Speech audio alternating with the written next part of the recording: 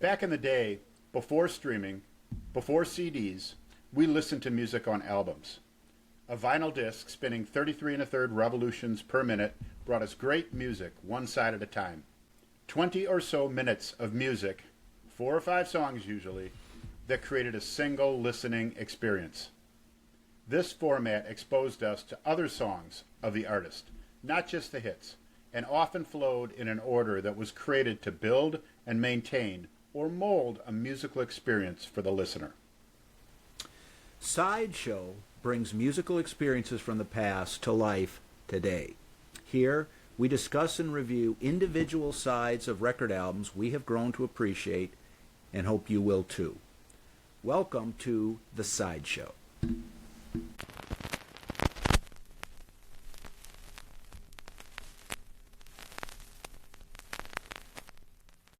All right.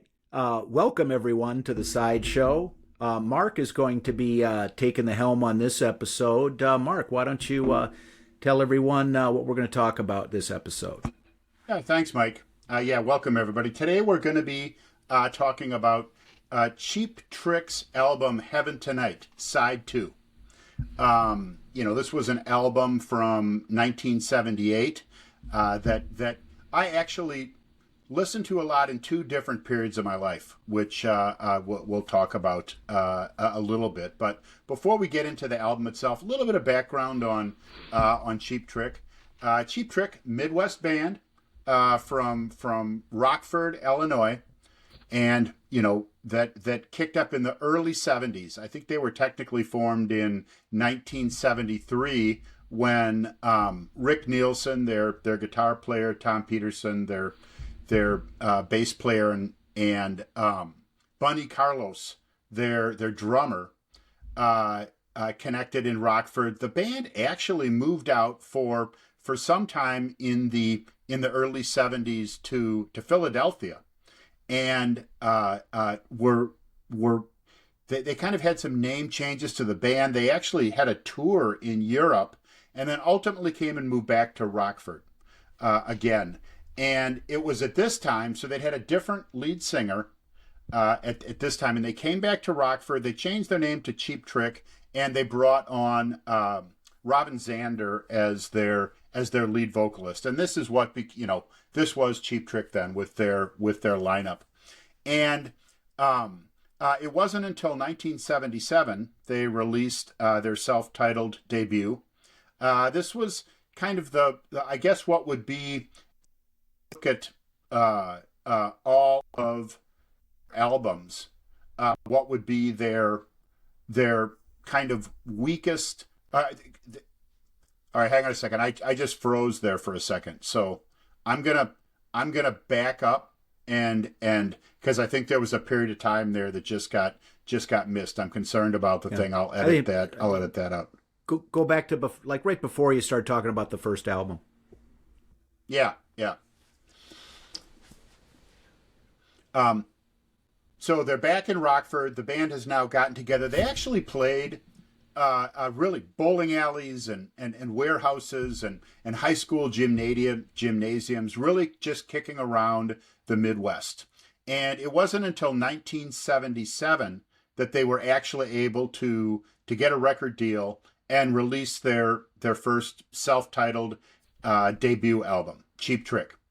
And this, looking back at their albums, was kind of a rawer type of music, a little darker type of music compared to what they would move into a more poppy type arrangement music. But the bottom line, although there was some I wouldn't call it critical acclaim, but critical favor of this album, it really fell flat as far as sales went. So then later in 1977, they released their second album, In Color. This was, again, more of a lighter, poppier type orchestration. And they had a single that they released, which would later become a bigger song from them, but their song, I Want You to Want Me, was released off this album. But it fell very flat in sales as well. So they're still floating around without any real success in the United States. But as it turned out, the band was incredibly popular in Japan. And it's difficult to understand why. The Japanese audience just really seemed to enjoy their music. And in 1978, they went on a tour in Japan, which has been described by a lot of accounts as almost a Beatlemania type experience with the fans there. And they did a few concerts there at the Budokan Theater, and the music from these concerts was brought together into an album, Cheap Trick at Budokan, that was only supposed to be released in Japan initially. And while they were doing this this tour, the album that they were working on and ultimately released was the album that we're going to talk about today, Heaven Tonight, which was released in May of 1978. Now, when you take a look, what ultimately happened was the popularity of Cheap Trick, at Budokan, was it just kind of boiled over for the record company, and they ultimately released it in the United States in February of 1979. And it was a huge hit. It's a triple platinum album. Some of the songs that had been released previously that had kind of failed and flopped on previous albums, such as I Want You to Want Me, were big hits coming off of the live album. And the reason I really like to take a look at the album Heaven Tonight, which was the studio album that they were working on was released right around this time, is because it kind of gives a picture of where Cheap Trick was at musically, the type of music they were trying to make in the studio when they did this tour in Japan and produced this incredibly popular and incredibly successful live album. So although Cheap Trick at Budokan is what really introduced the public to their music, and the success of that live album is what made Cheap Trick really famous, this album, Heaven Tonight, is just a window into the type of music that they were trying to make at this time. So I find it a fairly significant album if you're going to look at Cheap Trick. Well, now, that said, real quickly, I just want to point out, Mike, that said, that doesn't necessarily make Cheap Trick an overly substantial band, or this album an overly substantial album. But so anyway, Mike. Well, I'm not going to push back on you on that comment, but that doesn't mean it's a bad album or that they were a bad band. Yeah. Because the first time I ever heard Cheap Trick was the live version of I Want You to Want Me from the at Budokan album on the radio. And it's a hard song not to like. And just the response from the Japanese audience, singing along and stuff like that. It had kind of an infectious, pop friendly sound, but it was guitar music. I mean, Cheap Trick was guitar music, and they managed to sort of combine various elements of pop rock, hard rock, and kind of punk rock, or sort of new wave type stuff into a ball of wax that sounded like them. It would sound like Cheap Trick. It had a distinctive sound to it, and when you look at the band, in 1978, I mean, that was still kind of the living in growing up in Appleton, Wisconsin, like the punk rock new wave thing was still not, still just sort of trickling its way into the kind of the public consciousness, at least the high school mainstream music listening. And you look at the band Cheap Trick as they're pictured on both the album cover for I think all of their album covers up to that point. You've got Robin Zander and Tom Peterson. They look like conventional rock stars. But then you turn onto the back cover where they'd show Rick Nielsen, the lead guitarist, and Bunny Carlos, the drummer. I mean, Bunny Carlos looked like sort of a minor character in a bad European spy movie. Yes, yes. He was just looked kind of odd, and Rick Nielsen looked like back in high school, we knew guys kind of like him, sort of likable goofballs in Yes, in the days before, they diagnosed kids with ADHD yeah. and medicated them. And so they were a unique collection of guys, and their music, at least the music on the live album, and I think the music on Heaven Tonight. I don't possess the only Cheap Trick that I possess at this point is a double CD, which is kind of like the complete concert from the Budokan recordings. Yeah. Which includes everything that was released on the album back in 1978, and then some additional stuff from the same tapes that were recorded. Mm-hmm. But there's just it's party music. Is really what it is. It's music to listen to on the radio. I mean, then we'll get to a song, that talks about that. And this. I think it's a good album to select for the band because it really kind of, it is their moment. It was their moment around that time when when the Heaven Tonight and at Budokan were released. Absolutely, and that when you're talking about Cheap Trick, we've already mentioned it a lot, but the At Budokan album, that was Cheap Trick. It was they kind of fell into it by accident. They didn't necessarily intend it to be released. In fact, it wasn't even intended to be released in the United States at all. Not that dissimilar from Deep Purple Made in Japan. Yeah, exactly. And it's Exactly. you can't even imagine like what would have happened if that never would have been released in the United States. Cheap Trick would not have been Cheap Trick if they hadn't released at Budokan in the United States. It was such a disruption. They actually had another album, Dream Police, their next album after Heaven Tonight, in the can, and they postponed the release of that because of the success of At Budokan.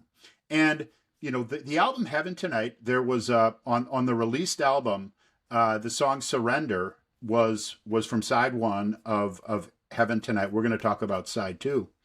And that was a part of the At Budokan album. But if you're listening to those entire recordings, and as you said, they subsequently released CDs that had the full concerts on them, there was 3 other songs from this album, all from the first side, that were included on those full recordings. So they were touring with this music when At Budokan came out. So again, another reason why it really was big. And we kind of have an expression that bands at certain points are holding the pliers as far as really capturing the audiences of the times.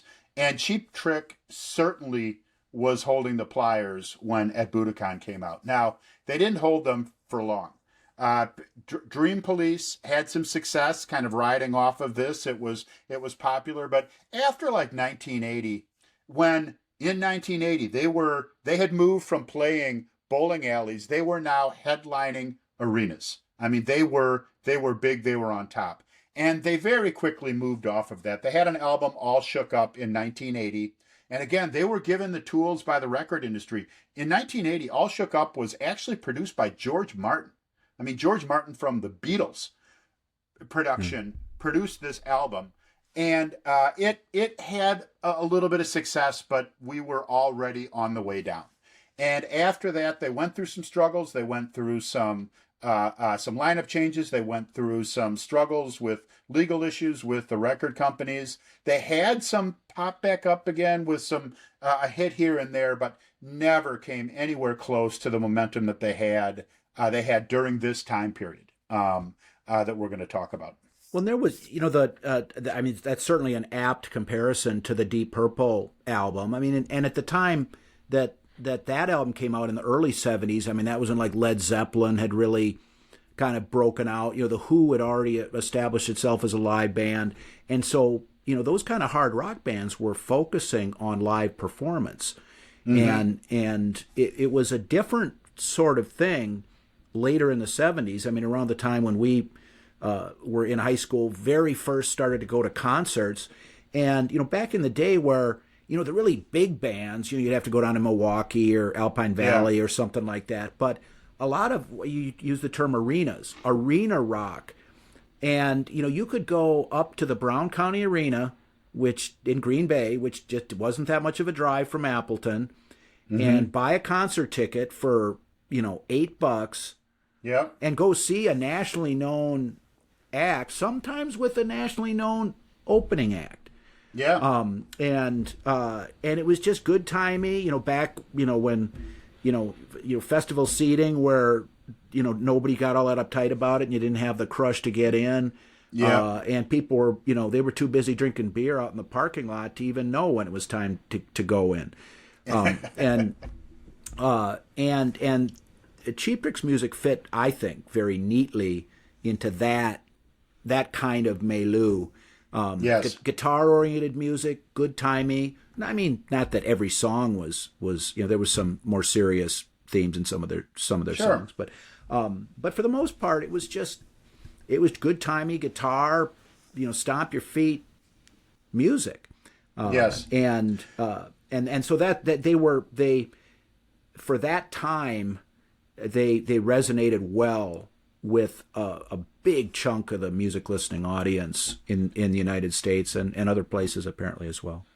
Absolutely, and they kind of mastered a concept that was working through the 70s, as far as this entertaining music to listen to, and the album, and this is the album here. As we talked about, this very common theme for them, with Robin Zander and Peterson on the front, and the back, as we talked about. I mean, Bunny Carlos, the drummer, and the goofball, that cap he continued to wear. I mean, Bunny Carlos looks like if they made a movie from The Simpsons. I mean, he would be a character in it without anything. Just a one point about this record. These guys are clearly in a public restroom. It's not immediately clear where the very young looking Robin Zander and Tom Peterson were at, but this picture is actually one single picture. If you could open the album cover up, you can see right here, it's the shoulder of Bunny Carlos on the back. It's a single area. They're all in the bathroom. Their neat thing about record albums was, actual vinyl albums, the ability to do interesting things like this with the cover, and you could just picture some stoned high schooler figuring that out as he moved the album back and forth. Far out. Just one of those. That's right. Well, far out. It's one Far picture. out. Anyway, yes, very common. This is for their earlier albums what they did with all of them. But as we said, when this came out, one of the reviews was, look, this is a really well done album, but it's kind of dated. This whole notion of we've got some good guitar, some entertaining guitar, we've got some themes to the music that we have, and there's a formula of cranking out songs. And the critic really said this is well done, but it's starting to get a little dated. Now I'll point out that this kind of, I feel, as we moved into the 80s and MTV and hair bands, this completely fell apart, where the notion of let's just come up with a song about partying, and then we're just gonna sing about how we want to party, and you hear some of that in this album, but it's a little more sophisticated. It's moved to, a little bit more of a story as opposed to just a song that goes on and on and on saying, hey, let's just bang your head, bang your head, bang your head, which is what we started to hear as we move forward to. So I'd almost look at this as kind of an end of an era where there was easy formulas to create guitar rock that audiences really enjoyed. And this was certainly one of them. I would agree with you that there was from the late 70s into the 80s, there was a change, and it wasn't immediate. And I mean, when you think of or when I think of 80s music, I think of this sort of shimmery, synthesized, a lot more synthesizer providing texture to the music. here there's not a lot of keyboard in Cheap Trick. It's the guitar sound, and now like you mentioned, the hair metal bands that came up in the '80s. That was it was just kind of a different sort of thing. And so I mean they sort of struck at the right time on the one hand, but it was kind of the end of that time, or as you said, the end of the era. So I agree that they were sort of part of the last hurrahs from the 1970s kind of arena rock that by 5 years later just wasn't in vogue anymore. Yep, exactly. Kind of the MTV era changed a lot in music. So we're definitely talking about before that. So we're looking at this album. Side 2 is what we're going to look at today. Side 1 had a lot of the material that they actually did play in their tours. So this was you had to listen to this side to listen to this music, and putting it all together. I spent a lot of time listening to this song in the early 1980s. I was in the service station at White Sands Missile Range, New Mexico, and this was just a song, an album people were listening to. And then again, when I first got out of the service, and I was back going to school in Madison. Actually, this is probably before you moved there, Mike. I just, for whatever reason, spent a lot of time listening to this album. So I think about it from time to time, and from time to time now we'll put it on. 5 sides on the album, on the vinyl album. There's 5 songs on the album. If you see the CD, or if you go to Spotify, they took the last song and they break it into 2. There's not new material, but for whatever reason they credit it as 2 songs. We'll get to that when we get to the last song. But the first song is a pretty basic rock tune called "Taking Me Back." Starts out with some guitar kind of pounding at you, and what it's about taking me back.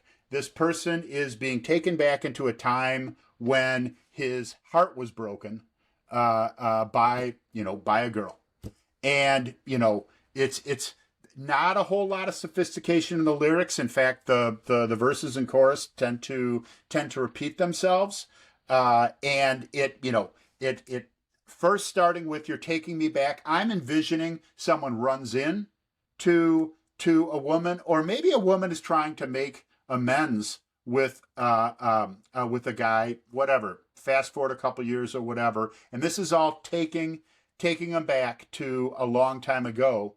And so there's a lot. The words "taking me back" happen a lot in these lyrics. They're used quite a bit, and the actual verses themselves really tell the story of what was happening back then. So we start out with this really we're introed with the chorus about "You're taking me back to a long, long time ago." And the verse itself is, you let me down, you didn't think of me. I won't forget what you did to me. So clearly looking back at this time, and we move into this chorus again about "You're taking me back, I remember it well, you're taking me back a long, long time ago." And back into the verse again, back to this time when you thought you could make a fool of me. So clearly someone's got some bad feelings about what happened this time ago. And there's a bridge that's in the middle that that slows down, kind of drags down a little bit, about this again, thinking back to this broken heart, and then it bops back into being taken back again. But, not a whole lot of message aside from the fact that, this guy's just communicating to this girl that, look, I see you, I get taken back, and I'm not real happy with what I'm taken back to. And I mean, there's not much more to say about what the song is about than what you've already said. But one of the things that I think is a good aspect of this song is the singer he's not feeling sorry for himself. I mean, he's maybe getting a little, melancholy feelings about, what might have been or whatever. But he's not, it's not a downcast, sad song. It's got some, it's kind of a rocking song. to some Yes. extent. And also, it's not a vengeful song. I mean, he's Yeah. calling a spade, but not not looking to. It's not a vengeful song either. So it's sort of, yeah, this shit like this happens, and Yep. you're gonna have things that don't go your way, and there's times where you're going to be forced for whatever reason to have to think about it because you run into somebody or whatever it may be.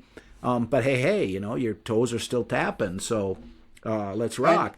And It is a toe tapping song too, right? I mean, it's got a basic steady beat, but it keeps that going. So certainly not a sad song, certainly not a weepy song. It's a foot tapping, guitar song that moves you into the album. yeah. So kind of consistent with the sort of radio friendly music, radio friendly rock music that we've talked about on some other sides that we've discussed, and I think there's a good example of that. Radio friendly rock music. Yeah, and good transition to the second song of the side, it's called On the Radio.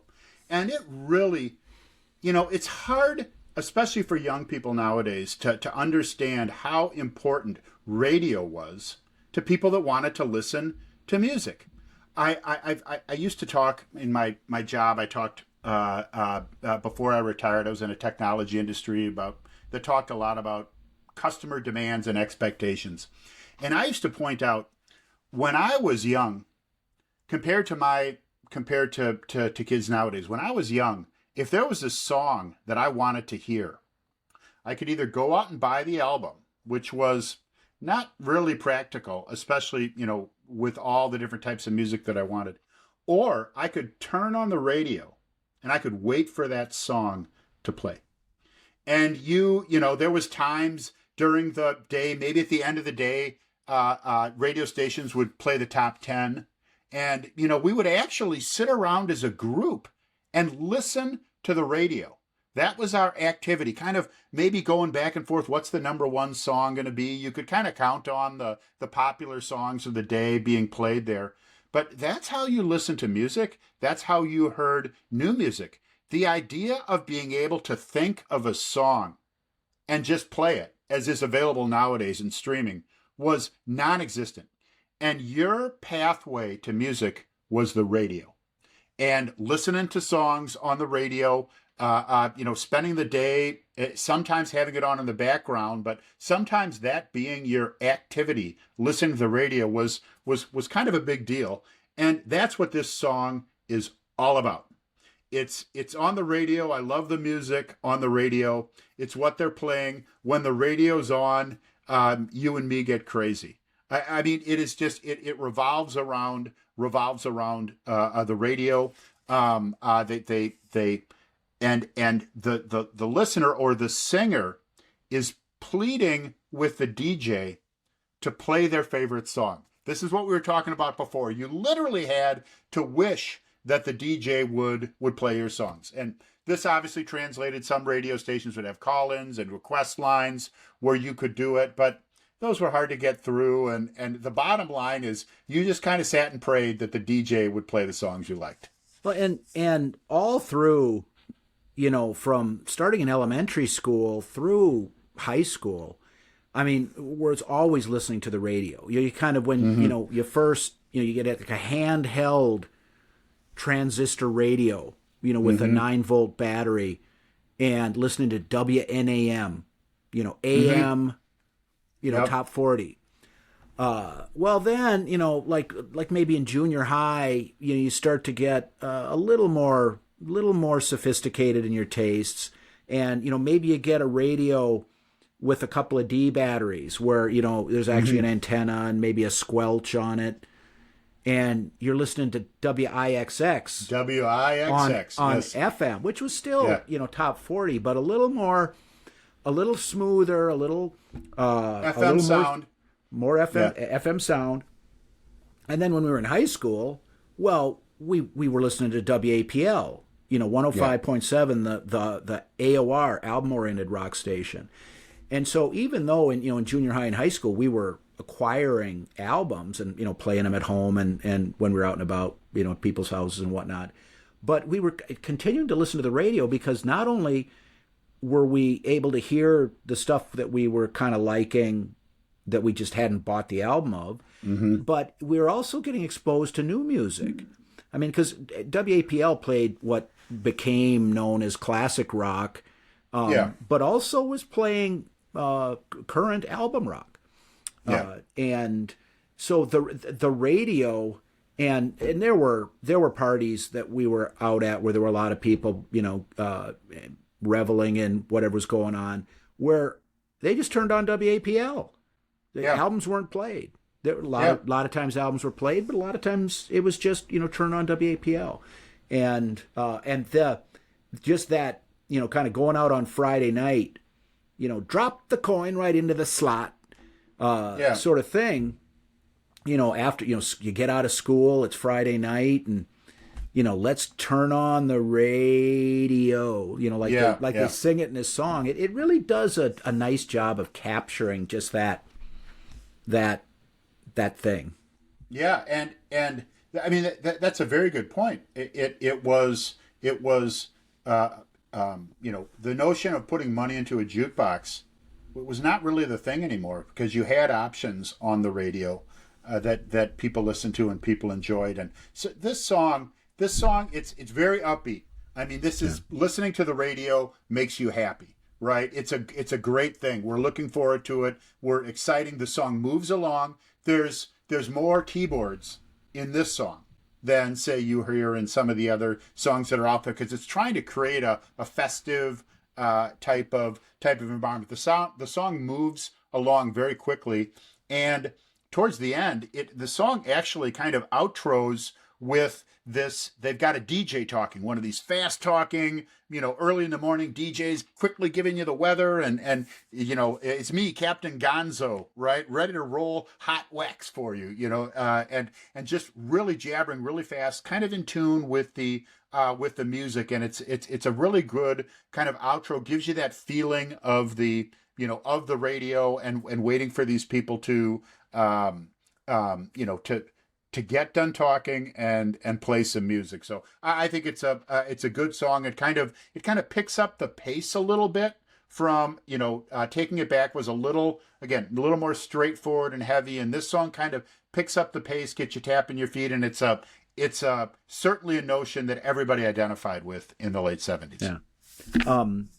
No, absolutely, and just a kind of song at any time. If anyone's into rock and rock music, you're driving home from work on a Friday night and a song like this comes on, you're gonna be tapping your foot, and it's that kind of mood song. Good. It's a great song, I think. And so that second song, we move to the third song, and we slow down and drag down with this song. It's a song called Heaven Tonight. Couple different ways you can, at least I think it's clearly a song about drug use and potentially drug overdose, because lot of notion of it's a slow, again, kind of dragging sound. It starts out down the line. It's not, nobody's tapping their foot to this song, but you move fairly quickly into this chorus of, it's a slow, clearly the drug talking to this person, just asking them, would they like to go to heaven tonight? And that question, you can obviously see both sides of that question. Heaven can be this euphoric place that the drug takes you to. Heaven can also be, heaven, where death, that the drug takes you to. And the song its wording talks a little bit about how, you can go too far, how you couldn't get much higher if you tried, and then you get to a point where you can never come down. And that's kind of the dragging part of the end. That's where it's just repetitive about, you can never come down, you can never come down. Again, a slow, kind of a dark look to this that doesn't paint a real exciting kind of flowery view of getting high, and I certainly points out the line that you can cross, and a lot of people obviously have crossed. I mean, I think there's no escaping the drug imagery in the song, and that ultimately, that's what it's about, and the way you describe the different potential meanings or inferences Yes. to heaven. But the kind you can go too far there, and this is something that was a thing back then. Possibly I would say probably more so than it is today. But where, I mean, there were people that were killed in car accidents when we were in high school. There was, a neighbor of ours was in a car accident. He wasn't seriously injured, but a person was killed, and Yeah. another, and because they were out partying late and just kind of took it a little too far. There was that motorcycle accident down on Water Street by the river, where someone in our class in high school was injured, not seriously, but the driver of the motorcycle was killed. Yeah. Just for they're out partying and pushing it a little too far, and so there's some there's some things beyond drug use, or specifically heroin, that the song implicates, but just kind of it's a downer. I mean, it's not a pleasant song, not necessarily so unpleasant that you take, if someone put the album on it at a party or whatever, you'd take it off. But the message is, take care. Yeah. And because there can be consequences to reaching. Mama always told me not to look into the eyes of the sun. Yes. Kind of thing. And it kind of ends with, clearly someone that has been in this situation before, where it's like, even if when you push it a little far, even if it doesn't come to become a negative thing, like where someone gets hurt or somebody dies or that type of thing, pushing these things too far just becomes unpleasant. The last words in the song are down inside, you're getting nervous. You've never been this high before. And then it kind of goes into this, almost like a screaming type thing, which is like, bottom line is, you get too fucked up. It's just not fun anymore. You can feel the paranoia of being too high, right? Like, why did I get so high? And the paranoia that brings on. So it's also kind of ending with a message of, even if someone ends up not getting hurt, in other words, no harm, no foul. Well, not really, because you push it too far and it's not even fun anymore, which I also think is a pretty important message to anybody that is that's deciding they want to go too far. So I'd agree. The song is not the song brings you down. It's not a bummer. I mean, they do a good job of moving the song, and the way that they transition between the kind of the messaging and the slower times. They do a good job with that. And it's just a good switch up from these first two songs that were much faster moving, kind of pick me up type stuff. Just settles everybody back a little bit. Well, and I guess I don't disagree with anything you said, and kind of that message, just take care, I guess is how I choose to sum up the message. I mean, look, go out and have a good time. You want to have some drinks. You want to carry on, okay, or whatever. You want to get high, whatever. There's this. I mean, young people are going to do these kind of things, and some older people. But take care, and don't let going too far, because it could be anything. Don't go out and see how thick the ice is on the Fox River. Yeah. Just all sorts of little things that it can give us. Just take care. No, you don't have to go out and get a pack of cigarettes in your car. Just take care. So, and which obviously very good message in any situation, Yeah, yeah. especially in these. So we move past that, and then we speed into a much, again, more type guitar oriented, just a heavier beat type song called "Stiff Competition." Now it's hard to listen to this song or think about the lyrics without the notion. I mean, just get stiff is probably referring to as stiffy, or the I don't think that that's reasonably subject to debate yes, in this yes. song. So there is they talk about stiff competition, and I think that let's say the competition getting towards the end of the evening, and there's 10 guys and only 2 girls in a bar.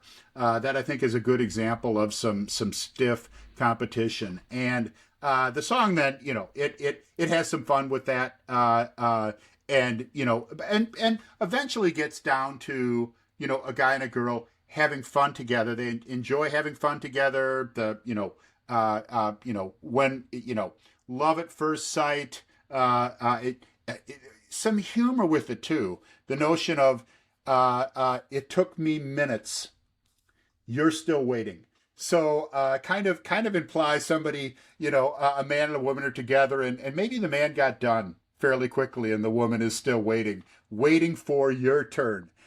Is how they describe it, and the man promising that it won't be long until that happens. So quite a bit of sexual ideation and imagery here.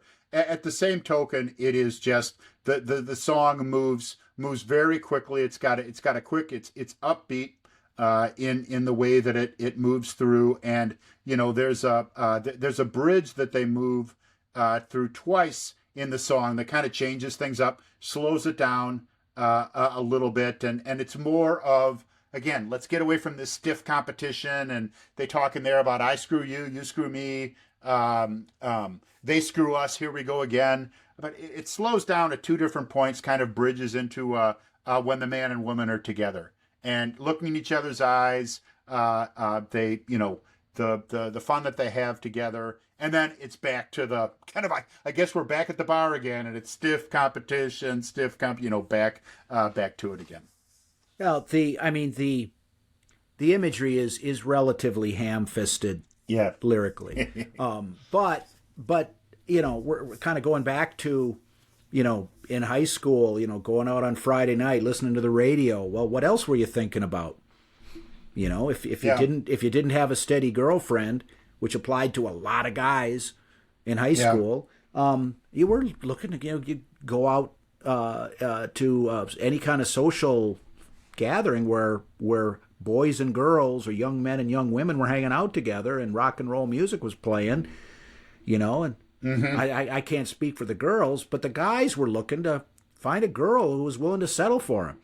Yeah, that's what they were doing. That's what they were doing. Yes.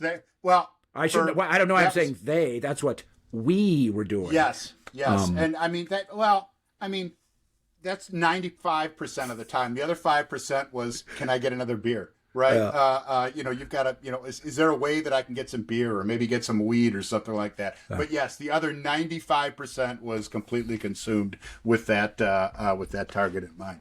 So again, kind of as this is again a great example of the arrangement of a side.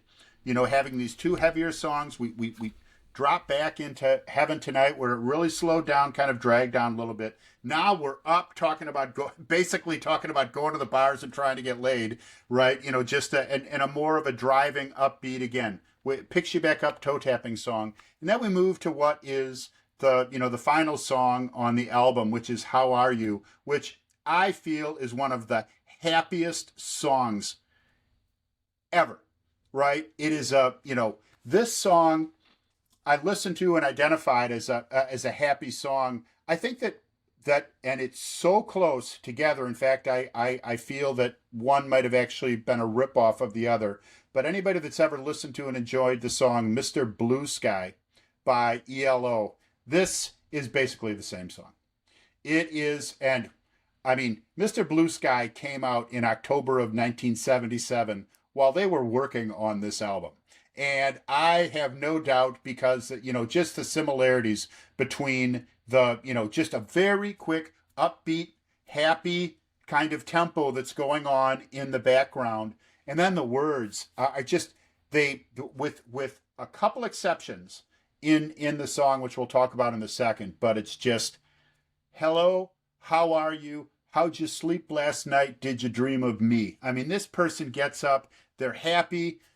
Hello, good morning. Shouldn't sleep all day. Such a beautiful day. I mean, it is just a happy, upbeat song. I've never in my life had this song on and didn't feel happier as I was listening to it than when I did when it came on. It's just it's that type of song. Well, I mean, it's an apt comparison with Mr. Blue Sky. I mean, because we back around the time that we were listening to Cheap Trick, we were that, was it Turn to Stone or what was Out of the Blue? Out of the Blue was the ELO, Electric Light Orchestra album that had that on. I think that Mr. Blue Sky was a little more melancholy, a little more wistful. Mm-hmm. Whereas this is just like, hey, wake up and smell the coffee. You want to stay in bed. I've been working all night. I've been working all day. Hey, come on. Yeah. I mean, it's fuck it. Let's party. Let's do something. Yeah. Let's, they're ending the album, not unlike like the Friday night, that Friday night feel. Hey, I mean, it's a let's get up and, and have at it. So I agree with you that there's just too many little similarities to ignore as far as the comparison with Mr. Blue Sky. But this is a much more upbeat, and as you say, just a happy song. The driving home from work on Friday night with it on the radio, or going home from school, getting ready before you're going to go meet your friends. It's a upbeat, and it's a rocker. And not rocker is not necessarily the word I'm looking for, but it is an upbeat, uplifting, positive, glasses half full type of song. When I was I said this was an album that was frequently on when I was stationed in New Mexico, and I was a military policeman. We worked these shifts. We'd work for 10 days, and then we'd get 4 days off in a row. So we'd complete a shift on a Wednesday night, and we'd have Thursday, Friday, Saturday, and Sunday off. So Wednesday night, when you got off a shift, tended to be a long night. And one of these places, there was a lady, her name was Lana, who had a house. Her husband was stationed in Germany, and we knew him and whatever, but she still retained this house. So we didn't have to be in the barracks. We'd go to this house that was on base, and she's like, "Yeah, you can come up here." She was a civilian, and she actually worked on the base, and so she had to go to work on Thursday. But she said, "Come on and you could party here in the house," and she'd tend to stay up till 2 a.m. or whatever, and then she'd go to bed because she was going to have to get up and work the next day. We'd sometimes be up all night, that kind of situation. And I can remember one morning she had gotten up because she had to get ready to go to work, and this song was playing, and she was moving back and forth between the bedroom and the bathroom. We could see down the hallway from where she was, and she'd be dancing, like kind of getting herself ready to go to work in the morning, and this song was playing, and I can still picture that. I mean, it was like a cup of coffee in the morning, just listening to music, kind of getting ready from work. And that's the kind of song this was. It's got a way of lifting you up. Just a great way to finish out this album, this side, that has had kind of a variety of different types of music that are there. And ultimately the last song on this album. Back in the days when you were young enough to stay up until 2 a.m. and still get up and be able to make it to work. Oh yes, this is time gone by. Without a doubt. but and sort of I think consistent with this song kind of closing out the side and closing out the album really is it's the sort of song that a band would play as like the last song of their set or the encore. It's like, okay, here's your last chance to boogie, or however you want to describe it, your last chance to jump up and down, and I can picture that, what you describe, for if there was a like from a scene from a movie where someone was the working girl or working person has to get up in the morning, they've had a few drinks the night before, and just to part of their injecting a little life into their morning along with the coffee was this that I can picture it. I can picture so it. it just a happy song, and the song ends, and there's a little break, and it comes back again on the record album. This was still credited as the same song, and it really changes up. You hear this, what appears to be like a concert. You're live in concert, and you have this person, and all they say, a couple times they say, "Oh, konnichiwa," which hello in Japanese, and you can take it that this came from this Japanese tour that they had, that just goes on for about 30 or 40 seconds, and it fades out, and then that's the end of the album. It's not credited on the album as a separate song. If you get the CD though, or if you go to like Spotify where you'll see this, it's actually credited as a separate song. It's called "Oh Claire," like this girl's name Claire, and oh Claire, which is actually a play on the town of Eau Claire, Wisconsin. They just kind of a humorous kind of play on that town, which is not that far north from Rockford, where these guys were from. College town where they probably played when they were in their early stages. And I have spent a night with a friend while attending UW Eau Claire. And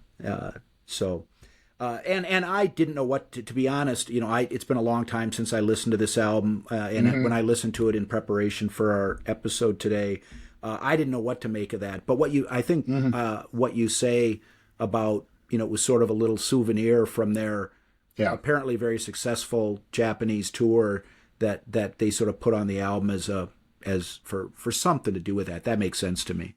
Sure. And I mean, they clearly, that success, or that kind of Beatlemania fandom that the Japanese had for Cheap Trick is clearly meaningful for them. I mean, that could have also literally been a thank you to them, because they were struggling up until to this point to get any type of traction with their sales, with their singles, and ultimately, interestingly enough, it was an album of their touring in Japan that catapulted them into this transition from playing bowling alleys to headlining arenas. And this was the album that was where they were at when that success hit. So I think it is, from that perspective, it's a significant album, and my favorite side of the album.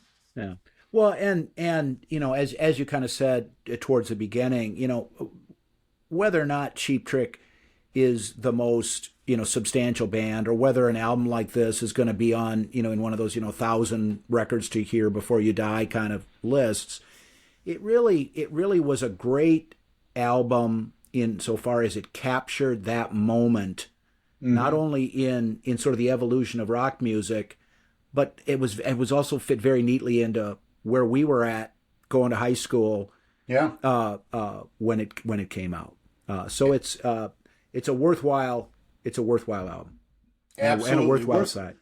Worthwhile and a really well put together side, which is what we talk about on the side show. Listening to from the beginning to end of a side, that experience. This was one that just works really well. Listening to all the songs in one sitting. True. Good side, Mark.